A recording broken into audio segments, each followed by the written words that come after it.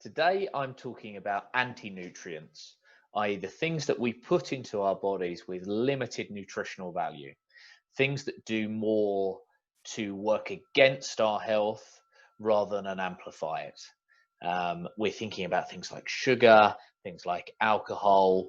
Today, I'm going to focus on sugar. It's a complicated subject in and of itself, and I don't want to dilute that by going and looking at other anti-nutrients. We can discuss things like alcohol at another time, but sugar today. So sugar in its common form, i.e. on the table, in a packet, in a bowl to add to your tea or coffee, is 50% glucose, 50% fructose. Why am I introducing glucose and fructose? Well, because while gram for gram, they contain the same number of calories, they work differently within the body and therefore have differing effects on our health.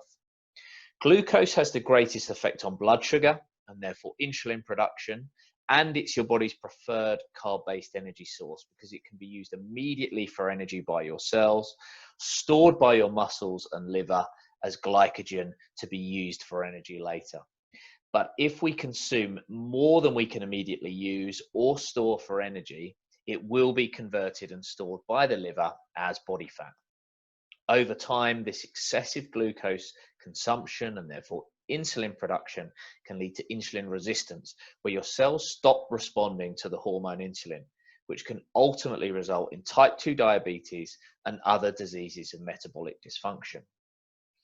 Whereas fructose is found naturally in things like fruit, honey, and root vegetables, and raises blood sugar more gradually than glucose and does not appear to have that same immediate effect on insulin levels. But because the liver has to convert fructose into glucose before your body can use it for energy, it can have other more long-lasting effects on your health. That need for conversion by the liver means that eating large amounts of fructose on a high-calorie diet can increase belly fat and fat around the liver, which can lead to things like insulin resistance, high blood pressure, free radical damage, increased levels of circulating blood sugars, triglycerides, and LDL or bad cholesterol. Overconsumption of fructose can increase the risk of metabolic syndrome, non-alcoholic fatty liver disease, diabetes, heart disease, cancer, and premature aging. Fructose naturally occurring in whole foods is not a problem, but it's commonly added to processed foods in the form of high fructose corn syrup. For example, in fruit juice, sugary soft drinks, in sweets, chocolate, even things like bread, breakfast cereals, most processed and convenience foods, most notably in foods that are labeled either low fat or fat free. Now, a lot of us already know these risks, so why do we still indulge? Well, the answer usually is dopamine.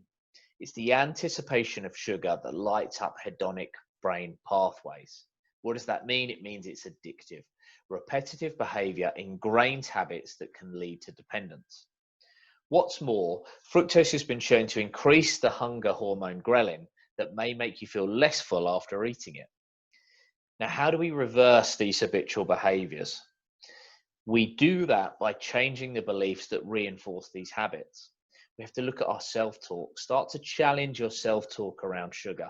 Look out for internal stories that start with things like I deserve, or I can't relax without, or I can't enjoy food unless. They're going to point you in the direction of these underlying beliefs that enforce the habits. We're going to support that change by laying the foundations with improvements to your hydration and sleep, things we've already discussed, and balancing meals with optimal macro and micronutrients. We're going to discuss that in coming videos. Remember that thirst can be mistaken for sugar cravings, and sleep deprivation has been proven to increase the brain's ability to evaluate appetite, and thus food choices, making it harder for you to make healthy choices and know when you're full. Sleep deprivation amplifies activity in the amygdala, promoting desire for high-calorie foods and playing into subconscious beliefs around fear and stress that are often associated with unhealthy eating behaviors. But can sugar be consumed as part of a healthy diet? Yes, it can. A dessert when out for dinner with friends or cake once a week will not harm you, but be mindful of daily low-level consumption of added sugars. It is less harmful to eat sugar after exercise or after an intermittent fast because your body's going to be more responsive to insulin and your muscles and liver will be primed to metabolize and store the glucose. Your challenge this week is around sugar. Which of these following 4 practical steps, or let's just go for 2, tackle 2 of these 4 practical steps. 1, attach sugary snacks to your main meals as a dessert to lunch or dinner, because balancing that sugar against the fats and the proteins and the fiber in those main meals is going to dampen that blood sugar spike. Secondly, go a bit further and attach that sweet treat to lunch rather than dinner when we can better utilize that energy earlier in the day. Thirdly, look out for hidden sugars. Like, what are you putting in your tea and coffee? How many soft drinks and juices are you drinking that are loading in those additional hidden sugars? And fourthly and finally, upgrade your sugar. Change up chocolates and cakes for things like yogurt, fresh fruit, and honey, or try substituting high sugar things for high fat things, so you get that same satisfaction that you would do from sugar that you get from fat. So we go for like dark chocolate with a nut butter, for example. Feels like a treat, feels nourishing, tastes rich, but is lower in sugar. Good luck with this, guys, and I'll see you all next week.